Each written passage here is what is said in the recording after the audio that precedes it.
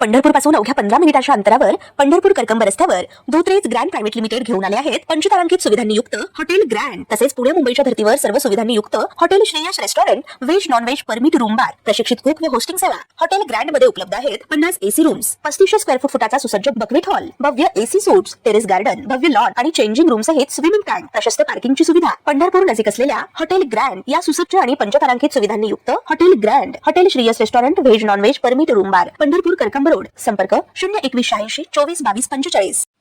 मुलीशी मोबाईलवर चॅटिंग करत असल्याच्या संशयावरून मुलीच्या नात्यातील 4 तरुणांनी केलेल्या जबर मारहाणीत 18 वर्षाच्या मुलाचा मृत्यू झाल्याची घटना फलटण तालुक्यातील ढवळपाटी गावच्या हद्दीत घडली आहे। सोमनाथ जाधव वय वर्ष 18 असे मृत मुलाचे नाव असून तो मिऱ्याचीवाडी गावचा रहिवासी होता। या प्रकरणी फलटण ग्रामीण पोलीस ठाण्यात चौघांविरुद्ध खुनाचा गुन्हा नोंद झाला आहे।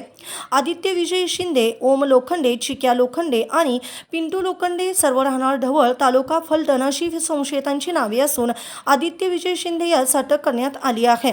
मृत तरुणाच्या वडिलांनी फलटण ग्रामीण पोलीस ठाण्यात फिर्याद दिली आहे। त्यावरून 4 संशयित तरुणांवर हत्येचा गुन्हा दाखल करण्यात आला।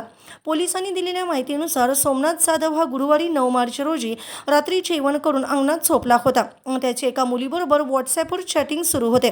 त्यानंतर तो मुलीला भेटायला गेला असता मुलीच्या वडिलांनी त्याला पाहिले। मुलीच्या वडिलांनी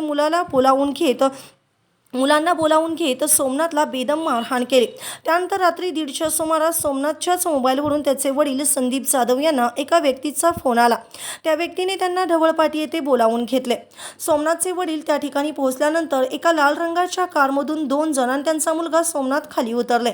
तुमचा मुलगा आमच्या बहिणीशी मोबाईलवर चॅटिंग करत आहे, आम्ही त्याला मारहाण केली असून त्याला आता जिवंत ठेवणार नाही असे त्या व्यक्तीने सांगितले। तोवर तिथे आणखीन 2 जण मोटारसायकलवरून आले। चौघांनी मिळून सोमनाथला अमानुष मारहाण केली। जीव वाचवण्यासाठी सोमनाथ पळू लागला, मात्र संबंधितांनी पाठलाग करून गाठले। जबर मारहाण करून डांबरी रस्त्यावर आपटले। त्यावेळी एका स्थानिक नागरिकाने मदतीसाठी धाव घेतल्यानंतर चौघे संशयित कार आणि दुचाकीवरून पळून गेले। ताज्या घडामोडी पाहण्यासाठी आमच्या YouTube चॅनलवरील PVR म्हणजेच पंढरी वार्ता या न्यूजला सबस्क्राइब करा आणि शेजारील बेल आयकॉनवर क्लिक करा।